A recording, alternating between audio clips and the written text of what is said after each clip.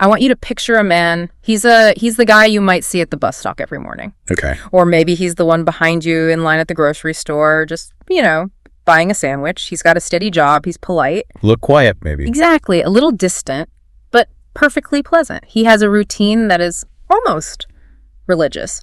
Home by 8, in bed by 11, drinks a glass of warm milk, does 20 minutes of stretching. Sleeps like a baby. Wakes up without a trace of fatigue or stress. He just wants a quiet life. He sounds like the ideal neighbor, or at least the kind of neighbor you never have to worry about. That's precisely what he wants you to think. Yeah. Because to maintain this perfect, quiet little life, this man has to kill. And not just kill. He has to dismantle women in a way that satisfies a very specific and a very, very dark hunger. It's the ultimate paradox, isn't it? This obsessive desire for absolute order on the outside. Right. And it's just masking this complete violent chaos on the inside. And that paradox is our mission today. We are exploring the idea of the quiet life, not as a preference, but as a mask for what forensic psychologists call the erotic death drive. This is a heavy one. We're peeling back the layers on sexual homicide, sexual sadism, and necrophilia. It's not exactly light conversation. No. But understanding the mechanics behind it is the only way to really demystify it. I agree. And to do that, we've got a really unusual stack of sources. We're not just looking at FBI profiling manuals, and we have those. And they are intense. They are. We're actually cross-referencing that hard psychiatric data with a psychological profile of a fictional character. Yoshikage Kira from JoJo's Bizarre Adventure. Which I know might sound strange to some people, using an anime villain for a serious forensic deep dive. Right. But the source we have, this essay, Eroticized Violence and the Death Drive, it argues that fiction can sometimes distill these archetypes better than reality. Real life is messy. Criminals are inconsistent. Exactly. Fiction gives us the pure sample of the pathology. So our goal is to figure out, how does someone merge the instinct for sex with the instinct for death? And maybe more importantly, why do the scariest ones look so incredibly normal? Let's start right there with that normalcy, because honestly, that is the most terrifying part. It is. Okay, so Yoshikage Kira, for anyone who doesn't know the story, Kira isn't, frothing at the mouth. He's not the Joker. No, not at all. Far from it. Kira is all about restraint. He's obsessed with blending in. The source material points to his grooming, his work ethic, his deep desire to never stand out. He actually says he doesn't want to win or lose. He just wants to exist without trouble. To be a background character in his own life. But he has this itch. In the show, they use this weird visual of his fingernails growing really fast. Right, and he gets the urge to kill. But it's not random. He has a very specific fixation. On women's hands. Specifically, severed hands. Yeah. And this is where the psychoanalysis in our notes gets really interesting. Kira doesn't want the woman who is attached to the hand. The woman is a problem. The woman is a huge problem. She has a voice. She has opinions. She can reject him. She has agency. She's a variable he can't control. Exactly. But a severed hand, that's an object. He treats it like a girlfriend. He buys it rings, talks to it, eats dinner with it. But it's a relationship that is completely on his terms. It's what the source calls a fetish object. In his mind, the hand is the safe part of the woman. It's silent, it's obedient, it cannot say no. That phrase, it cannot say no, that comes up so often in the literature on necrophilia, doesn't it? It's the cornerstone. Yeah. It is the absolute central pillar of the pathology. So this quiet life he's always going on about, I always just thought he was an introvert. But you're saying it's deeper than that. It's a repression mechanism.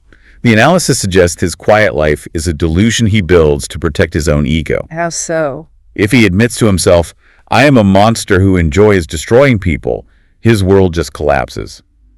So he has to convince himself that he's actually the victim here. The victim. I'm just a nice guy who wants peace. And these women with their beautiful hands, they are the disruption. I have to remove them to restore my order. That is a terrifying level of mental gymnastics. I had to kill her because she was ruining my vibe. Pretty much. And in the story, his power, his stand, called Killer Queen, even that fits the profile perfectly. It really does. For context, in that show, a stand is like a manifestation of your soul. And Kira's Killer Queen turns anything it touches into a bomb, but it's a special kind of bomb. It vaporizes the target completely. Yeah. No body, no blood, no evidence. It's the ultimate cleanup crew, a projection of his unconscious shadow he wants to destroy, but he wants to do it in the way that leaves his sterile life completely untouched. He wants the violence without any of the consequences. He wants to hit reset every single time. Now, it's easy to dismiss this and say, well, that's just a story. But the source material draws a direct line from Kira to some very real, very notorious killers. Oh, the parallels are undeniable. You look at someone like Jeffrey Dahmer, we think of him as this, chaotic cannibal. Right. But his core motivation was so similar to Kira's. He didn't want partners who were alive and autonomous. He famously said he wanted zombies. Zombies? Like He literally tried to perform lobotomies on his victims while they were still alive. He wanted them living, breathing, but completely unresisting. It's a body.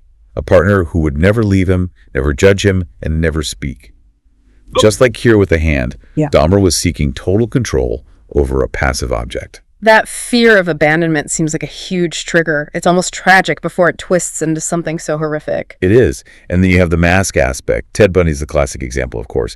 Charming, intelligent, hiding in plain sight. Or Dennis Rader, BTK. BTK, yeah. Rader was a church president, wasn't he? Church president, Boy Scout leader, a compliance officer for the city. He had a family. He had this rigid compartmentalization between his family man self and his bind, torture, kill fantasy life. He managed that internal chaos for decades. That is the quiet life in practice. It is. It really makes you wonder how many people are walking around with that kind of separation in their heads right now. It's a scary thought. So let's move from the fiction to the science. Because if you're a forensic psychologist in court, you can't just say, well, he reminds me of this anime villain. No, you'd be laughed out of the courtroom. You need measurable data, a diagnosis that holds up. And this is where the source assessing sexual sadism comes in. This was a study of almost 300 sexual homicide cases. And the first big takeaway was you cannot trust the killer. Rule number 1 of forensic psychology. Self-reporting is deeply flawed. Offenders lie to minimize what they did. Or they just don't understand it themselves. Right, they lack the insight. So experts can't just ask, did you enjoy it? They have to use behavioral scales. Like a checklist. Essentially, yeah. The study looks at the CSAS, the sexual sadism scale. It's a list of behaviors. Did they use torture? Mutilation? Did they keep a trophy? It's an attempt to turn a horror show into a math problem. It has to be. You need an objective score for risk assessment, for sentencing. But, and this is a huge but, the study found a major flaw in how we've been using it. This was about the cutoff point, right? Correct. The standard score on the CSAS to label someone a sadist was 4. You check 4 of those boxes, you get the diagnosis. Okay. But the researchers found that in cases of sexual homicide, a score of 4 is practically meaningless. Why? Is it just too easy to get the 4? Way too easy. Look at the very first item on the scale. Sexual arousal during the crime. Right. In the general population of sex offenders, that might help distinguish a sadist. But in sexual homicide, the study found that 96.1% of offenders were sexually aroused. Wow. So almost everyone gets a free point just for showing up. Exactly. And say you bound the victim, which a lot of killers do just to control the situation, not for sadistic pleasure. It's practical. It's instrumental. Yeah. And maybe you used a weapon. Suddenly you're at a 3 or 4 without having that deep clinical need for suffering that truly defines sadism. So we might be overdiagnosing it. That's the argument. The researchers suggest raising the cutoff to 5 for these specific cases. We have to distinguish between instrumental violence, violence to get the job done, and expressive violence. Violence for its own sake. For enjoyment. That's the crucial distinction. So with that stricter definition, how many of these killers are actually true sadists? The study found it appears in about 1 in 3 sexual homicide cases, so roughly 30%. That's honestly lower than I would have guessed. The media makes it seem like every single one is getting off on the pain. It's a common misconception. Most are motivated by other things, anger, entitlement, even just eliminating a witness. But that 30%, they're different. They are the ones where the suffering is the point. Speaking of dangerous, let's pivot to the darkest part of our stack today. We have to talk about necrophilia. The sources we have really challenge the pop culture myths. They absolutely do. When I say necrophile, what's the first image that comes into your head? Honestly, someone deranged, probably not very smart, like a ghoul in a graveyard from some old horror movie. That's the stereotype. We want them to be monsters who look like monsters. Yeah. But the data just doesn't support that. No. The sources show that true necrophiles often have normal to even above average intelligence. In the sample they looked at, most had IQs over 100. Really? So they aren't crazy in the legal sense of the word. It's shocking. But only 11% of true necrophiles were clinically psychotic. The vast majority are legally sane. They know exactly what they're doing. That somehow makes it so much worse. So if they're not psychotic, then why? What is the drive? It brings us right back to that idea of total possession. To really get it, we have to break down the types of necrophilia. The source gives 3 categories. First, you have necrophilic fantasy, people who only think about it. Probably more common than we want to admit. Then you have regular necrophilia, which is a terrible name. It sounds like a coffee order, but this refers to opportunists.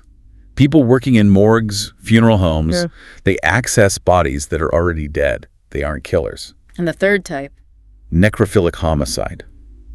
This is the Kira type, the Dahmer type. These are people who kill specifically to get a corpse. The murder is just a means of procurement. The person is just the packaging. Exactly. And the motivation is rarely just about sex in a biological sense. It's about having a partner who is completely passive. A dead body cannot reject you. It can't leave you. It can't leave you. It resolves this deep-seated fear of intimacy or inferiority. If you eliminate the life, you eliminate the risk of being hurt. There was another term in the notes that felt like a missing piece for me, erotophonophilia. Yes. This is distinct from necrophilia, though they can overlap. Erotophonophilia, or lust murder, is where the act of killing itself is the sexual stimulus. So it's not, I kill you and then I have sex with you. No, it's the act of you dying is my sexual gratification. The source calls it a neurological aggression-arousal synergy. Synergy, like the wires in the brain get crossed. Precisely. For these offenders, the neural pathways for violence and for sexual arousal are basically fused together. High-stress violence triggers a massive dopamine release that their brain reads as sexual ecstasy. So the violence becomes an addiction. A literal chemical addiction, which makes rehabilitation incredibly difficult. You're asking someone to give up the most potent high their brain can possibly produce. This feels like the right moment to bring out the profiler's toolkit. We've talked about the psychology, but how does the FBI look at a scene and say, okay, we're looking for a Kira type versus someone else? This is the bread and butter of criminal profiling. The organized versus disorganized dichotomy. Right. It was developed by the behavioral science unit to help narrow down suspect pools based on what the crime scene tells you. So let's break them down. The organized offender, this is our Yoshikaze Kira. Yes, the organized offender is usually intelligent, socially competent. They're the ones with the jobs, the families, the quiet life. They plan it. They plan it meticulously. They bring a murder kit, restraints, weapons, cleanup gear. They hunt their victims. They treat it like a project. And they usually hide the body. Crucially, yes, because they are rational enough to want to avoid getting caught. Psychologically, they might be psychopathic, but they are functioning. They follow the news coverage. They take pride in their work. Compared to the disorganized offender. Think Jack the Ripper, a classic blitz attack. These offenders are often socially inadequate, maybe have lower intelligence. They don't plan. It's all impulse. And the crime scene reflects that chaos. It's a complete mess. They usually leave the body right where it falls. They don't try to mislead police because they just didn't think that far ahead. It's just brute force. So if investigators walk into a scene and it's clean, the body's gone, no weapon, they're not looking for a drifter. They're looking for someone who probably has to be at work at 9 a.m. That's the assumption. Yeah. And that leads to one final critical distinction the sources make: the difference between MO and signature. I feel like TV shows get these mixed up all the time. All the time. Yeah. And it drives profilers crazy. The modus operandi, the MO, is just what's necessary to commit the crime. It's practical. I used duct tape to keep her quiet. Right. I wore gloves to not leave prints. Mm-hmm. And the MO can change. The killer learns, gets better at it, evolves. So switching from a knife to a gun is just an MO change. Correct. But the signature is what is necessary for their emotional satisfaction. It's the fantasy brought to life. It's the thing they do that they don't have to do to get away with it. Like Kira taking the hand. Exactly. Kira does not need to take the hand to kill the woman. In fact, walking around with a severed hand is a huge risk. It makes his MO worse. He has to do it. He has to. Because without the hand, the act is incomplete for him. The signature almost never changes because it's the reason they're killing in the first place. It's the calling card of their psyche. Perfectly put. So, bringing this all full circle, we have this fictional character, Yoshikaze Kira, but he fits the organized lust killer profile to a T. It's almost a perfect textbook example. He takes trophies. That's signature. He poses the hand signature. He's high-functioning, plans his crimes to avoid detection. That's the organized MO. He embodies that erotic death drive. And that quiet life concept he clings to. The warm milk, the stretching, the routine. It's the ultimate lie. The sources suggest that for people like Kira or Rader or Bundy, the quiet life is just camouflage. But it's more than that. The ritual of killing is actually how they manage their internal chaos. They kill to relieve the tension. So they can get back to zero and pretend to be normal for a little while longer. That's the part that's going to stick with me. We want monsters to look like monsters. We want them to be the disorganized, type scary, hiding in the shadows, visibly broken. Because then we think we can see them coming. Right. But the reality, as all our sources highlight, is that the most dangerous offenders, the organized necrophiles, the sadists, are often the ones who look the most normal. They're the neighbors who keep their lawns perfectly manicured. The coworker who remembers your birthday. The people who desperately want you to believe they're just living a quiet life. It really forces you to look at the whole idea of normalcy a little differently, doesn't it? Like, maybe that strict routine isn't just discipline. Maybe it's a dam holding back a flood. It does. It forces us to realize that the scariest things aren't always hiding in the dark. Sometimes they're hiding in plain sight, protected by the very routines we find so comforting. Well, on that thoroughly unsettling thought, I think we'll wrap up this deep dive. It is a heavy topic, but understanding these mechanics, demystifying these dark parts of the human psyche, is the only way to really understand the reality of violence. It's not about glorification. It's about clarity. Absolutely. Thank you for guiding us through the darkness today. And to you listeners,